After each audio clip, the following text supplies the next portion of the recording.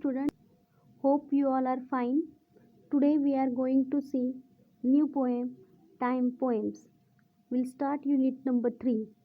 You have to take out your English textbook and open page poem Time Poems. Okay? सर्वांनी textbook open करायचे आणि आपल्या पुढे ठेवायचे. Listen, repeat, read aloud and sing. कविता ऐका, म्हणा मोठ्याने, वाचा आणि चालीवर म्हणा. See students, the day. There are 3 new different poems in that time poems. या टाइम पोएम्समध्ये तिथे छोट्या वेगळ्या 3 पोएम्स दिलेले आहेत. तर त्यामधली पहिली पोएम बघणार आहोत आपण, the day. The day means in Marathi we are calling दिवस. ओके. आता या दिवसामध्ये बघायला गेलं तर 2 गोष्टी येतात. First is day and night. Understand? So, see which things we are looking in day picture: mountains, flowers, birds and sun. And in night picture, trees are there, sky is there, stars are there and moon is there. Okay. So, light.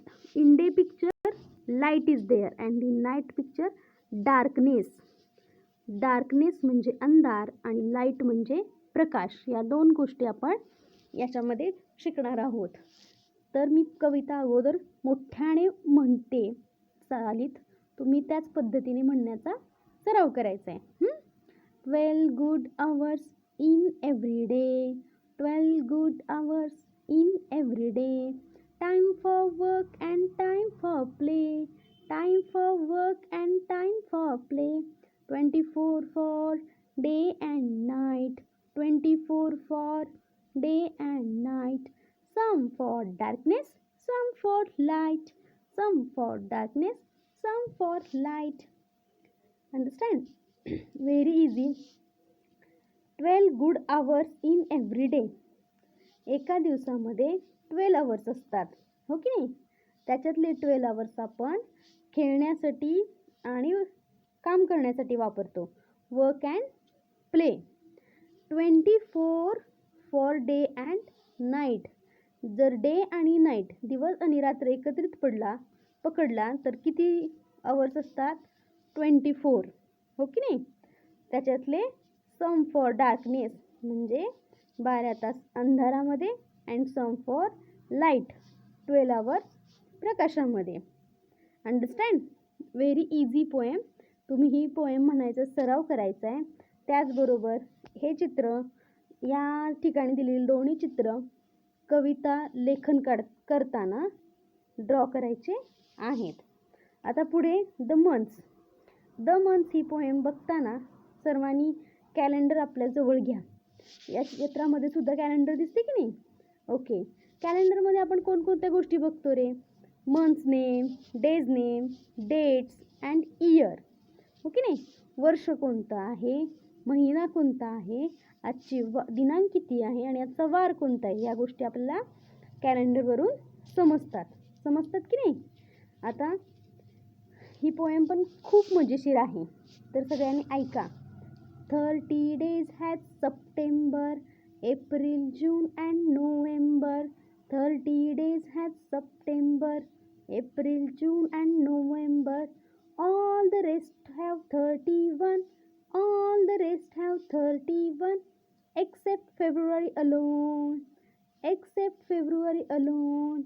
That has 28 days clear, that has 28 days clear, and 29 in each leap year, and 29 in each leap year.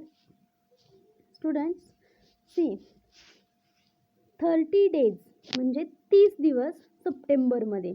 आता हे poem जास्त explain करायची गरज नाही आहे, तुम्ही गणितात शिकलेलं आहे. दुसरीमध्ये बसून तिसरीमध्ये पण कोणकोणत्या महिन्यामध्ये 30 दिवस असतात आणि कोणकोणत्या महिन्यामध्ये 31 दिवस असतात हे तुम्हाला माहिती आहे. तर 30 दिवस असणारे म्हणजे 30 डेज असलेले मंथ्स कोणते आहेत? सप्टेंबर, एप्रिल, जून आणि नोव्हेंबर. आणि 31 कोण सांगेल? जानेवारी, मार्च, मे, जुलै, ऑगस्ट अँड ऑक्टोबर या 6 महिन्यामध्ये 31 डेज म्हणजे 31 दिवस असतात. त्याचबरोबर सप्टेंबर, एप्रिल, जून अँड नोव्हेंबरमध्ये किती 30 दिवस असतात. आणि फेब्रुवारी एकटा राहतोय, एक्सेप्ट फेब्रुवारी अलोन म्हणजे एकटाचा फेब्रुवारी आहे की त्याच्यामध्ये 28 डेज असतात. किती 28. बट जेव्हा लीप इयर असतं तेव्हा मात्र लीप इयरला फेब्रुवारीमध्ये 29 डेज असतात. 29 दिवस असतात. तर आता कॅलेंडर समोर आहेतच तुमच्या, त्याच्यातील 30 दिवस असणारे महिने कोणकोणते त्याची एक लिस्ट करायचे. 31 म्हणजे 31 दिवस असलेले महिने कोणते आहेत त्याची एक लिस्ट करायचे. आणि फेब्रुवारी आपला सेपरेट, त्याच्यासमोर 28 डेज असं लिहायचे. त्याचा फोटोशूट करायचा आणि तो ग्रुपवरती पाठवायचे. त्याचबरोबर ही कवितासुद्धा सुंदर अक्षरामध्ये तुम्ही लेखन करायची आहे. आता तिसरा पार्ट कोणता आहे? Old man moon. Old man moon. The moon is very very old. The reason why is clear. He gets a birthday a month instead of once a year. Okay? The moon is very very old. आता इथे मूनचं picture दिसतंय तुम्हाला. कोण सांगेल रे moon हा old का वाटतोय? Because see that moon's teeth. Some teeth are false. म्हणजे काही दात काय झाले? पडलेले आहेत. Stick is here. म्हाताऱ्या माणसांना काठी लागते की नाही, म्हणून स्टिक पण आहे. त्याचबरोबर स्पेक्टेकल्स.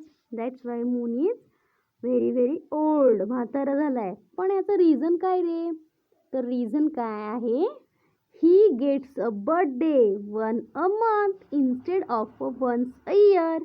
म्हणजेच काय, मूनचा बर्थडे प्रत्येक मंथमध्ये असतो, हो की नाही?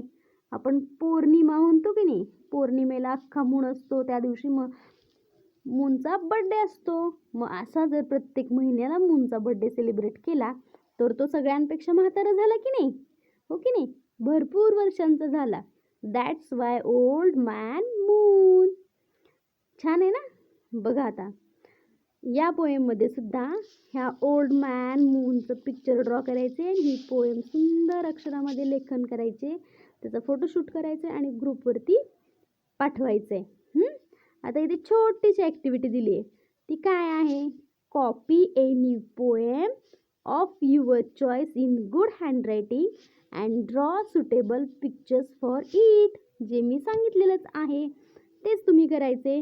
सुंदर अक्षरामध्ये या 3ही पोएम लिहायचे आणि त्या पोएमशी रिलेटेड पिक्चर जे की बुकमध्ये दिलेलं आहे ते, किंवा तुम्हाला जर आणखी काय वाटत असेल त्याच्याशी रिलेटेड पिक्चर ड्रॉ करावंसं तर ते सुद्धा तुम्ही काढायचं आहे आणि त्याचा फोटो क्लिक करून ग्रुपवर पाठवायचा आहे. थँक्यू.